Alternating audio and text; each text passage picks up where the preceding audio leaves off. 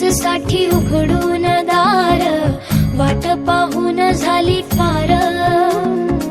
चिंता हरून देवा थकला असणार, दे माझ्या खांद्यावर भार. थोडा इथं टेकून जा, घास खाऊन माझ्या